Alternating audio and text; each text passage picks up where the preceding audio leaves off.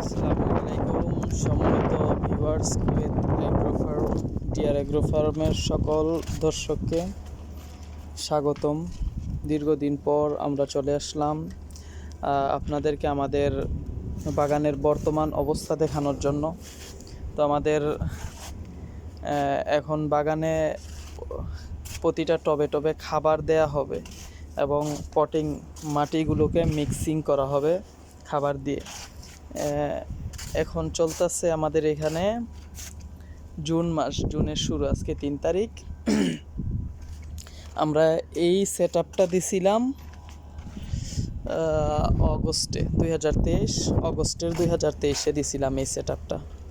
যেটা এটা দিছি উপরে এই যে এইভাবে করছি। তো এখন সব গাছ, এত তাপমাত্রা, গাছ সব মারা গেছে। এটা দেখেন সেট আপটা। এটারে এখন কি করবো, আমরা মাটি বানাইতেছি। এখন 3 মাসের মতো মাটি, তারপর খাবার রেডি করে এগুলোকে মিক্স করে একসাথে রেখে দিব আর কি। এইগুলো হয়েছে বোম্বাই মরিচ, দেশি যে বোম্বাই মরিচ আছে, এই বোম্বাই মরিচের চারা পাইছিলাম, তো এইগুলা লাগাই দিছি আর কি। এগুলা মোটামুটি ভালোই হইতেছে। কিছু কিছু মরিচের চারা, আর এইখানে আমাদের এই যে তুলসী গাছটা আছে আর কি, এই গাছগুলাই আছে এইখানে, তুলসী গাছ, আর এইখানে আছে মরিচের চারা। এইগুলা মূলত ছিল এই যে লম্বা, যে সালাদ খাওয়ার লম্বা লম্বা মরিচগুলো, মোটা লম্বা ওই মরিচ, কিন্তু গরমের কারণে এইটা এর থেকে আর বড় হয় না। গরমের কারণে এইটাও ওই মরিচই, কিন্তু গরমের কারণে অবস্থা খারাপ। আর এইগুলো হয়েছে দেশি মরিচ, ভালোই হইতাছিল, কিন্তু ইদানিং আবার ইয়া হয়ে গেছে গরমে, অতিরিক্ত গরমের কারণে। আর এইগুলা হয়েছে অ্যালোভেরা গাছগুলা, ওই সাইডে লাগাইছিলাম এই বেড়ার পিছনে। তো এইগুলা এইখানে নিয়ে আসছি, না টবে দিয়ে দিছি। আর এইখানে যে মিষ্টি আলু লাগাইছিলাম, মিষ্টি আলু একবার হয় রোদ রাখি, দেখেন চেয়ার মধ্যে থেকেও রোদের হিটে পুরো পাউডার হয়ে গেছে মিষ্টি আলুর। এই যে মিষ্টি আলুগুলো আর কি, মিষ্টি আলুতে রোমের মধ্যে গেরা এই চারাগুলো হয়েছিল। তো এটাই আইনা টবের মধ্যে লাগাই দিছি। টবের মধ্যে লাগানোর পর ভালোই হয়েছিল, কিন্তু গরমের কারণে এখন আবার খারাপ হয়ে গেছে। এই যে কচু লাগাইছিলাম, কচুর হাল বেহাল হয়ে গেছে। তারপরে এইগুলো বোম্বাই মরিচের চারা। আর এই যে এইখানে গোবর, এগুলা হয়েছে জৈব সার আর কি, কিচেন কম্পোস্ট সার পচাইয়া যেগুলো হয়েছে ওইগুলা। আর এগুলো হয়েছে গোবরকে এখানে পচাইতেছি। আর এইখানে হয়েছে আমার কিচেন কম্পোস্ট রেডি হইতেছে। এই যে দেখেন, দেখাই, অধিক পরিমাণ এই পোকাগুলায় এই সারগুলাকে খাইয়া রেডি করব। আর নিচের বালতিতে হয়েছে লিকুইড, এখান থেকে লিকুইডগুলা নিচে যাইতে গিয়া পানির আকারে হইতেছে। লিকুইডগুলা আমরা আগের যে লিকুইড ছিল এই বোতলের মধ্যে সংরক্ষণ করছি। এই যে এই বোতলটা, গ্যাসটা ছাইড়া দিলাম, খুব দুর্গন্ধ।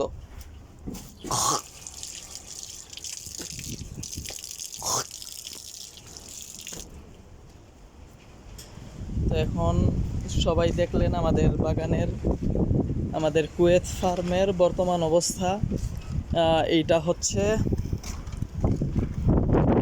আমাদের ছাদ বাগানকে কেন্দ্র করে, বাংলাদেশে গিয়ে যেহেতু ছাদ বাগান করব, তো ছাদ বাগানকে কেন্দ্র করে ওইগুলো করা আর কি।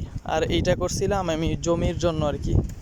তো এইখানে অ্যালোভেরা গাছ আছে, ওই যে ভিতরে অ্যালোভেরা, আর টমেটো গাছগুলো হয়েছিল, কিন্তু অতিরিক্ত পরিমাণ। সকালে আমি যদি পানি দেই 10টা-11টার মধ্যে পানি সব শুকায় যায়, গাছ সব মরার মতো হয়ে যায়। যে সাইডে অ্যালোভেরা গাছগুলো লাগাইছি, আর 3 সিরিয়ালে টমেটো লাগাই এখানে আপনার এই সিস্টেমে দিয়ে দিছিলাম, নেটের মতো করে দিছিলাম আর কি। এই যে দেখেন নেট দিয়ে দিছি, তারপরও এখানে গাছ কুলায় না। আর এখান থেকে অ্যালোভেরা গাছগুলো নিয়েও এখানে উঠাই দিছি, বাকি যেইগুলো আছে ওইগুলোও দিয়ে দিব। আর আরেকটা বাগান আছে ওই যে এর পিছনে, ওইখানে যে ঘরগুলো দেখা যাইতেছে, এর পিছনে আরেকটা মাটি দিয়ে বাগান আছে, টমেটো হয়েছে, ওইগুলো আপনাদের দেখাইছিলাম আগের ভিডিওতে। এই যে এটা হয়েছে দেশি মরিচের চারা, যদি মরিচের চারাটা বাঁচে ইনশাল্লাহ ভালো হইব এটাতে। দেখি চেষ্টা করবো বাঁচানোর জন্য। যে অতিরিক্ত গরম পড়ছে, গরমে টিকে কিনা জানি না, এগুলো সব হয়েছে ওই মরিচ আর কি, বড় বড় যে মরিচগুলো আছে ওই মরিচগুলো। তো আজকে এই পর্যন্তই থাকুক। আগামীতে কখন কি করতেছি, কখন মাটিগুলো রেডি করতেছি, কিভাবে করতেছি, সাথে কি কি দিলাম, এই সার্বিক বিষয়গুলো আপনাদের দেখানোর চেষ্টা করব, জানানোর চেষ্টা করব কিভাবে করব আপনার এবং আপনাদের মূল্যবান মতামত দিয়ে আমাদেরকে হেল্প করবেন যেন আমরা ভালো করে করতে পারি। আমাদের মেন লক্ষ্য হচ্ছে অর্গানিক ওয়েতে কৃষি করা, জৈব পদ্ধতিতে। দোয়া করবেন, ভালো থাকবেন, সবাই সুস্থ থাকবেন। আল্লাহ হাফেজ, আসসালামু আলাইকুম।